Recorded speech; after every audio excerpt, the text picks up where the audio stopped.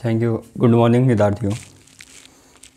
आशा कर रहा हूँ कि आप रेगुलर जुड़े हुए हैं हमारे चैनल पे और आपको पसंद भी आ रहा है। अब बात करेंगे आज नए टॉपिक की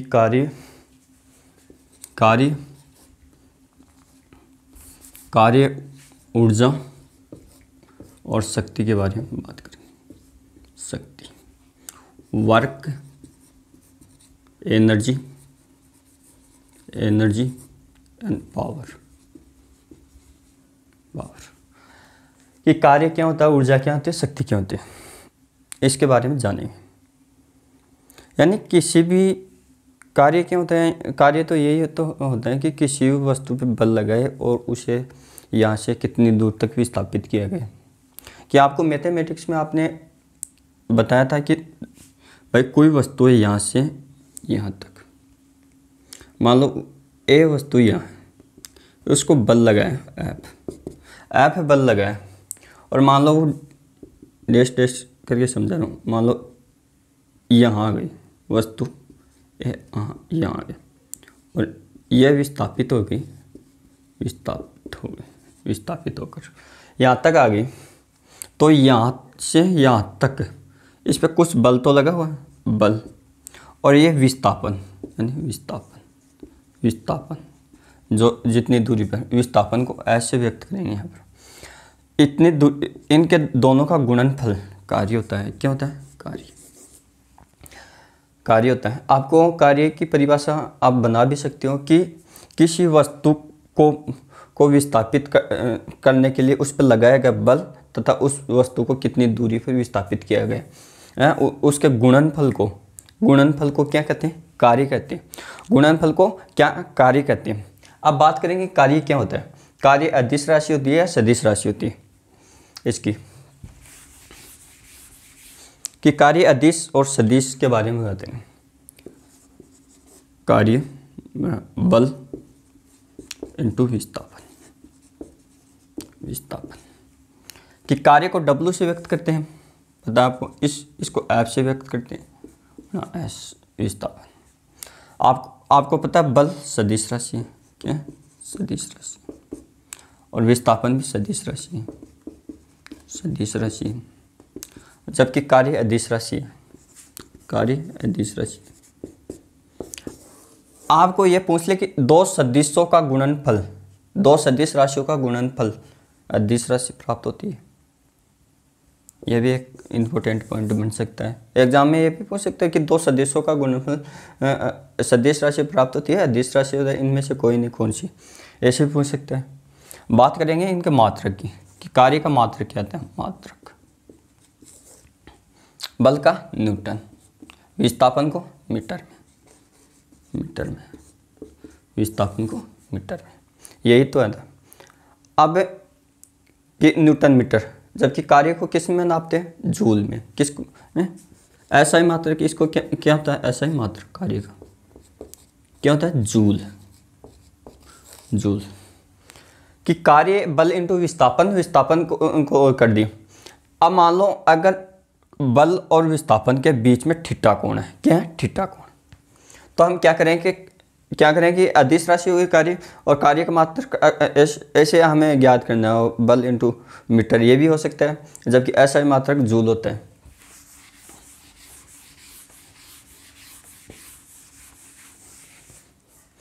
अब बात करेंगे कि कार्य में यानी F यानी बल तथा विस्थापन,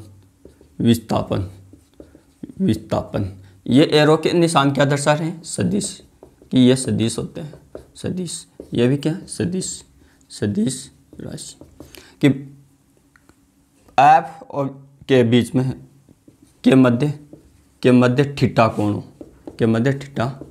कोण हो तो कार्य बराबर क्या होता है? F equal to S। अब दो सदिशों का गुणनफल, यानी यहाँ कोस थीटा आ जाएगा,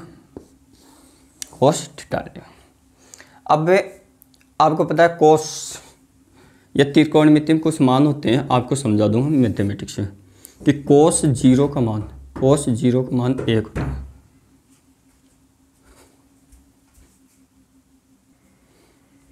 क्या होता है, कोस 0 का मान 1 होता है और कोस 180 डिग्री -1 होता है और कोस 90 का मान आपको 0 होगा। ये कुछ मान ध्यान में रखने, और आपको ध्यान में क्या मैं समझा भी दूंगा त्रिकोणमिति जब पढ़ाऊंगा तब। एकदम सरल है, वैसे आपको हार्ड लगती होगी लेकिन मेरे से पढ़ने के बाद में आपको ये लगेगी त्रिकोणमिति सरल है। अगर थीटा 0 डिग्री हो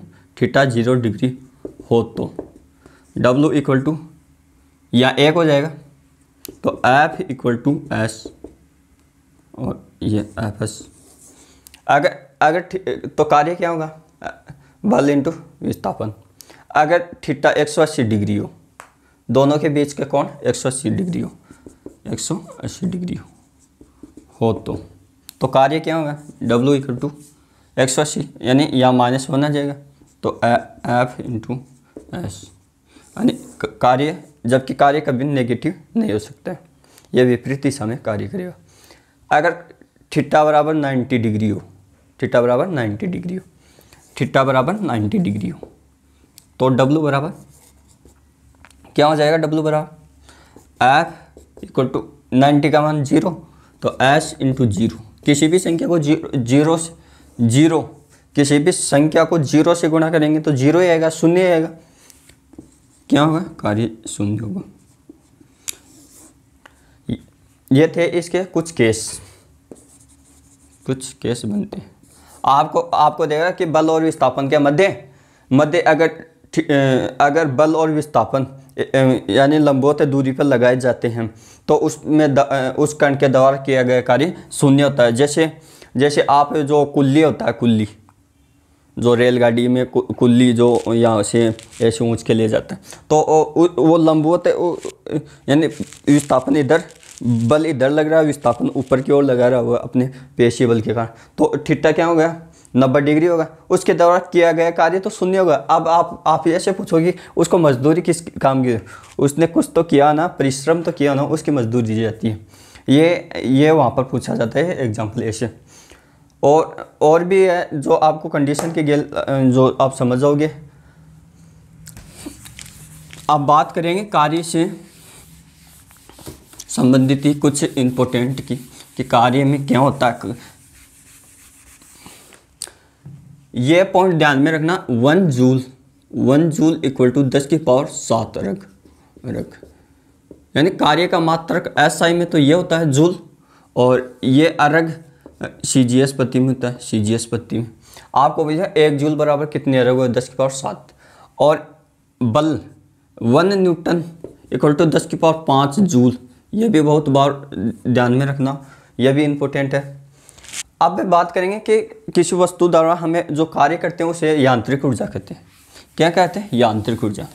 और ऊर्जा कितनी प्रकार की होती है, ऊर्जा 2 प्रकार की होती है, स्थितिज ऊर्जा, गतिज ऊर्जा। अगर गति के कारण हम जो ऊर्जा, कोई वस्तु गति कर रही है v वेग से और उसका द्रव्यमान m मान लो, अगर वो गति कर रही है तो उसके कारण जो उत्पन्न ऊर्जा गतिज ऊर्जा हो जाएगी। और मान लो मैं हूँ यहाँ पर बैठा हूँ और मेरी स्थिति के कारण जो ऊर्जा है यहाँ पर रोक रखा है मुझे, वो ऊर्जा क्या हो, स्थितिज ऊर्जा।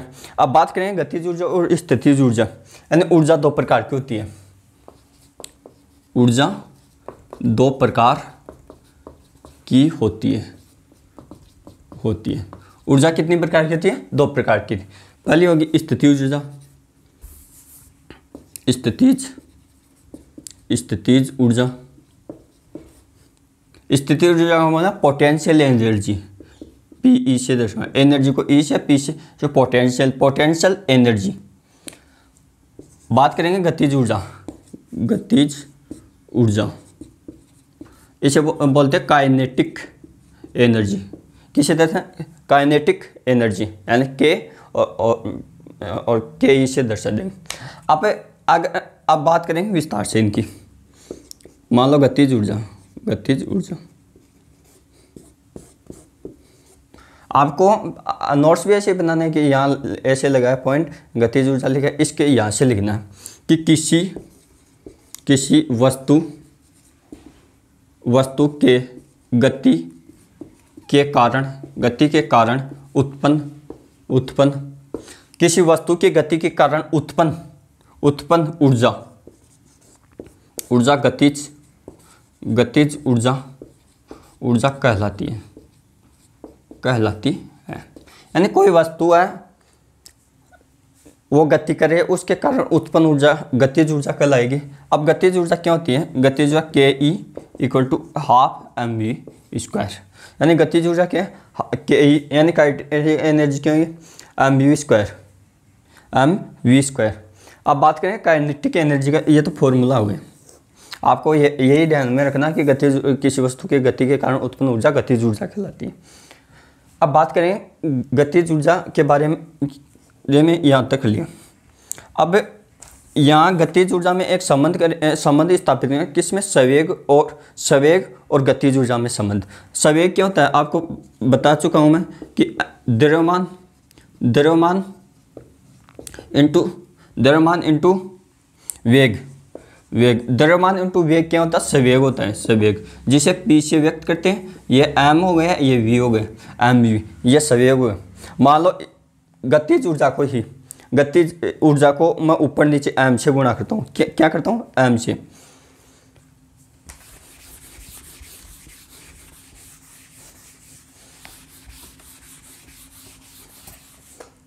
कि काइनेटिक ऊर्जा KE तथा संवेग P में संबंध। मान लो गतिज ऊर्जा KE ½ mv²। इसको मैं ऊपर नीचे m से गुणा कर सकता हूँ, क्योंकि ये राशि को ऊपर m और नीचे भी m से गुणा कर दूंगा, कोई फर्क नहीं पड़ेगा। आप ऊपर भी 2 से गुणा कर दो, मान लो किसी राशि को, इसको भी, ये कैंसिल हो जाएगी, कोई फर्क नहीं पड़ने वाला। इसलिए मैं संबंध स्थापित करने के लिए हम क्या करेंगे? काइनेटिक एनर्जी को हाफ ऊपर नीचे गुणा कर देंगे, ½ mv², ऊपर नीचे m से गुणा कर दिया, तो ½ m से m²v²/m। ये क्या होता है? संवेग। तो इसको ऐसे भी तो लिख सकते mv²/m। इसको ऐसे भी तो लिख सकते हैं mv क्या होंगे? संवेग का, और भाई m, तो क्या होगा? p² यानी संवेग का स्क्वायर है 2m। ये क्या होगा? काइनेटिक एनर्जी और गतिज ऊर्जा में संबंध हो गए। काइनेटिक एनर्जी को गतिज ऊर्जा कहते हैं, और संवेग में संबंध। ये आपको ध्यान में रखना है। डायरेक्ट पूछता है अधिकतर बार, या आपको दे देगा संवेग दे देगा और किसी वस्तु का द्रव्यमान दे देगा, काइनेटिक एनर्जी पूछ लेगा। तो आप सोचोगे कि हम तो ये याद किए था ये, तो आप वहाँ अगर भूल भी जाओ तो ऐसे बना लेना। ठीक है गाइज, आप बस ज़्यादा सुनने पर ध्यान देना और बार बार प्रैक्टिस करो। प्रैक्टिस ही हमारे को क्या मजबूत बनाती है, चाहे वो टीचर हो चाहे स्टूडेंट हो। और सीखने की कला रखो अपनी कि हमें कैसे याद करना है, एग्जामिनर क्या पूछेगा वैसे। अब बात करें काइनेटिक गतिज ऊर्जा की बात हो गई। अब ये संबंध तो स्थापित कर लिया हमने काइनेटिक ऊर्जा और गतिज ऊर्जा में, 2m/p²। अगर संवेग को दुगना कर दूं तो गतिज ऊर्जा कितनी गुनी हो जाएगी? यानी संवेग को दुगुना करने पर गतिज ऊर्जा यानी काइनेटिक एनर्जी कितनी गुनी होती है? मान लो प्रारंभिक में क्या थी? यानी ये थी काइनेटिक एनर्जी KE p²/2m। अब हमने क्या किया? संवेग को दुगुना कर दिया, यानी जहाँ p है ना, p संवेग, तो उसको क्या किया? p' मान लो, इसको 2p कर दिया, 2p। तो अब तब गतिज ऊर्जा कितनी होगी? मान रख दो 4 और यहाँ पर मानेंगे p²/2m। तो KE = 4 यानी आने वाली गतिज ऊर्जा क्या होगी? 4 KE, यानी पहले से 4 गुनी हो जाएगी। तो सव्य को दुगना करने पर गतिज ऊर्जा उसकी 4 गुनी है, यानी स्क्वायर हो जाएगा। ठीक है, अगर आपको उल्टा पूछ ले, अगर गतिज ऊर्जा 4 गुनी है तो उसका अंडरूट कर देना। क्या कर देना आपको, ये 4 है, 4, इसका 4 का अंडरूट 2 होता है। अगर गतिज ऊर्जा 4 गुनी है तो सव्य कितना गुना होगा, 2 गुना होगा। ऐसे यानी उल्टा सीधा दोनों तरफ से आपको क्वेश्चन आने चाहिए समझ में, तभी हमारी मैया पार लगेगी। अब बात करेंगे स्थितिज ऊर्जा की, गतिज ऊर्जा की बात होगी, अब करेंगे स्थितिज ऊर्जा की। स्थितिज ऊर्जा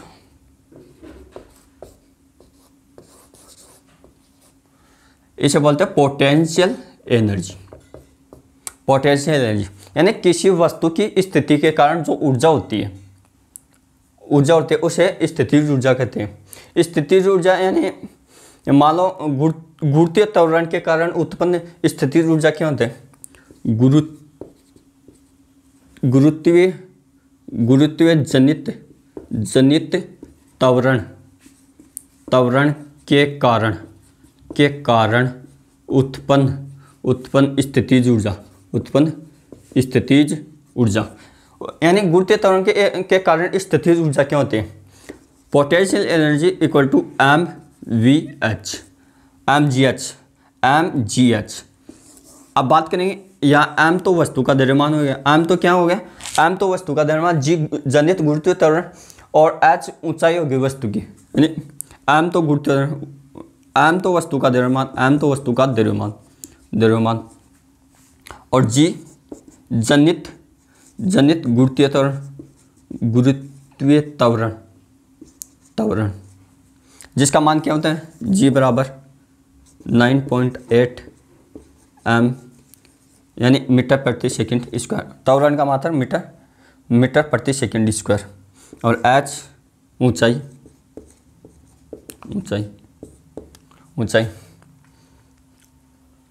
आपको यह समझ में आ गया, यह फॉर्मूला ध्यान में रखना। अब क्या होता है कि हाँ, स्थितिज ऊर्जा क्या होती है, यानी बांध में किया गया इकट्ठा पानी, बांध में स्थितिज ऊर्जा के उदाहरण क्या होंगे कि बांध है, कोई बांध बनाया हुआ है, उसमें इकट्ठा किया हुआ है पानी की ऊर्जा, स्थितिज ऊर्जा का उदाहरण। कोई मान लो वो जो चाबी वाली गाड़ी आती है छोटी बच्चे वाली, उसमें जो चाबी भरते हैं वो भर के उसको छोड़ देते हैं, तो उसमें भरी गई वो एनर्जी है जो चाबी वाली, वो क्या है, स्थितिज ऊर्जा को वहाँ पर घड़ी भी ले सकता है अगला। ऐसे समझना आपको कि यह तो हो गया स्थितिज ऊर्जा के एग्जाम्पल। अब बात करेंगे कि स्थितिज ऊर्जा के बारे में कि ऊर्जा संरक्षण का नियम कि ऊर्जा को न तो उत्पन्न किया जा सकता है, न ही नष्ट किया जा सकता है। ऊर्जा को एक रूप से दूसरे रूप में रूपांतरित किया जा सकता है, यानी ऊर्जा को न तो नष्ट कर सकते हैं हम और न ही उत्पन्न कर सकते हैं, उसे एक रूप से दूसरे रूप में रूपांतरित किया जा सकता है। मान लो कोई ऊर्जा है, अब बात करोगे कि संपूर्ण ब्रह्मांड की ऊर्जा, संपूर्ण ब्रह्मांड की ऊर्जा क्या नियत होती है। जहाँ भी संरक्षण आ जाए ना, तो उसे न तो उत्पन्न किया जा सकता है, न ही नष्ट किया जा सकता, उसे एक रूप से दूसरे रूप में जो हमें रूपांतरित कर सकते हैं, यानी ऊर्जा संरक्षण का नियम ऊर्जा संरक्षण का नियम कि ऊर्जा को न तो उत्पन्न किया जा सकता है, तथा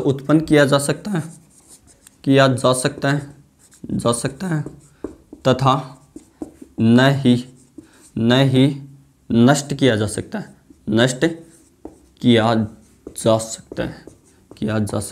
है। यानी संपूर्ण ब्रह्मांड की, यानी संपूर्ण ब्रह्मांड या विश्व की ऊर्जा नियत होती है, यानी संपूर्ण ब्रह्मांड की ऊर्जा नियत होती है, यानी निश्चित होती है, यानी उत्पन्न ऊर्जा को न तो उत्पन्न करेंगे न ही नष्ट कर सकते हैं, इसको एक रूप से दूसरे रूप में परिवर्तित कर सकते हैं। अब बात करेंगे कि वो कौन से डिवाइस है जो कि हम ऊर्जा को एक रूप से दूसरे रूप में रूपांतरित कर सकते हैं।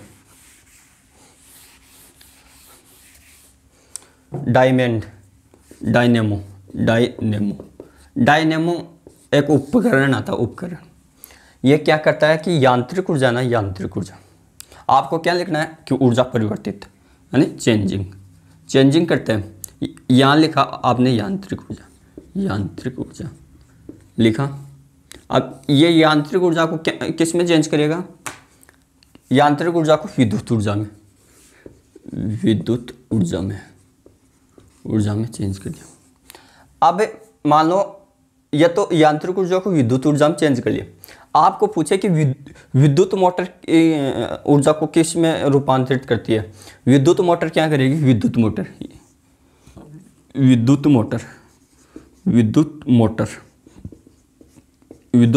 करेगी? विद्युत ऊर्जा को किस में करेगी? यांत्रिक ऊर्जा में। यस। डायनेमा क्या होता है कि जो हमें जो प्लांट लगाते हैं ना, जो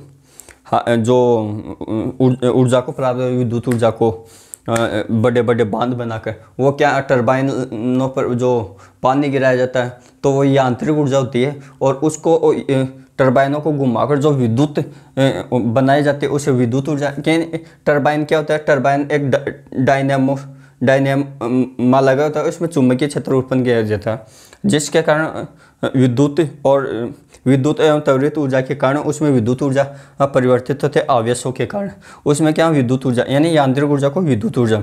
बात करेंगे विद्युत मोटर, जो घर में जो मोटर लगे होते हैं पानी वाली, वो क्या कहते हैं? इस विद्युत ऊर्जा जो हम लाइट देंगे उसको क्या स्थितिज ऊर्जा में परिवर्तित करके यांत्रिक ऊर्जा में परिवर्तित कर देती है। ऐसे हमें ध्यान में रखना है। बात करेंगे अगले एग्जाम्पल की। मोमबत्ती ले लो,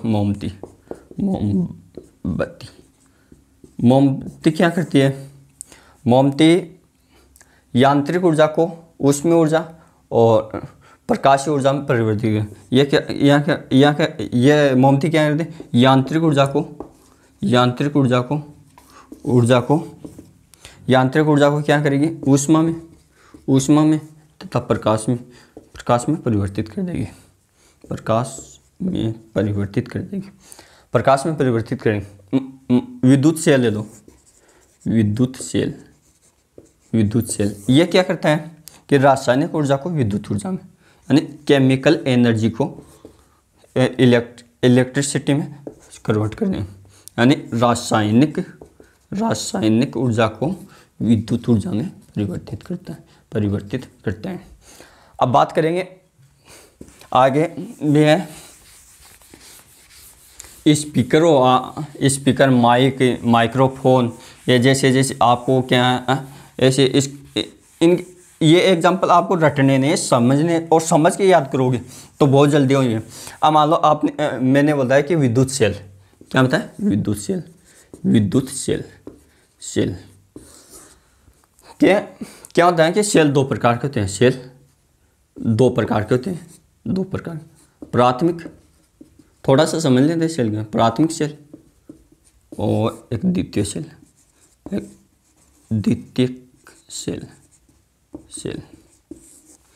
अब प्राथमिक को तो क्या है, हम जो घड़ी में डालते हैं ना वो प्राथमिक, एक बार काम में लो और फेंक दो, ये चार्ज नहीं हो सकते, यानी इन्हें चार्जिंग है।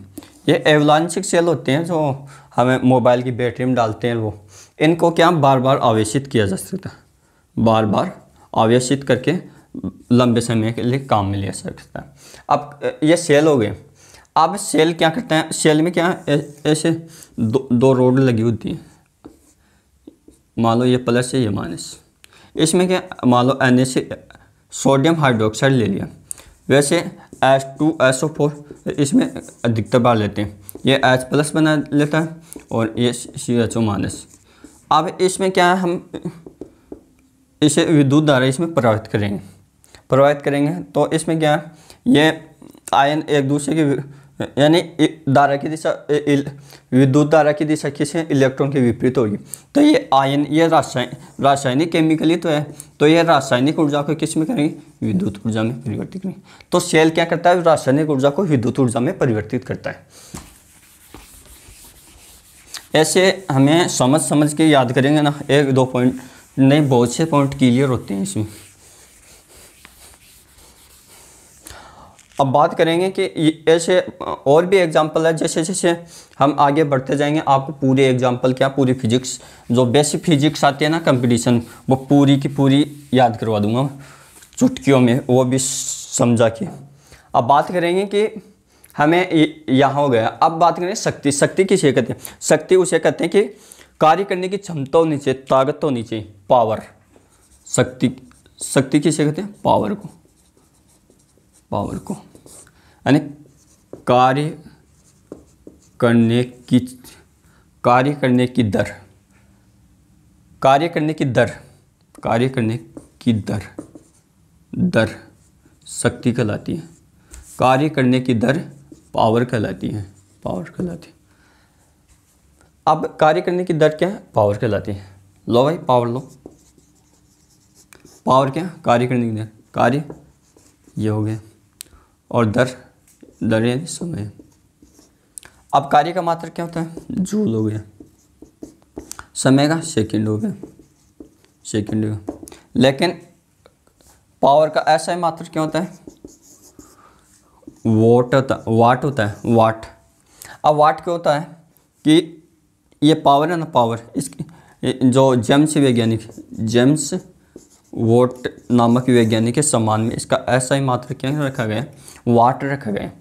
अब वाट की बात आ गई, वाट।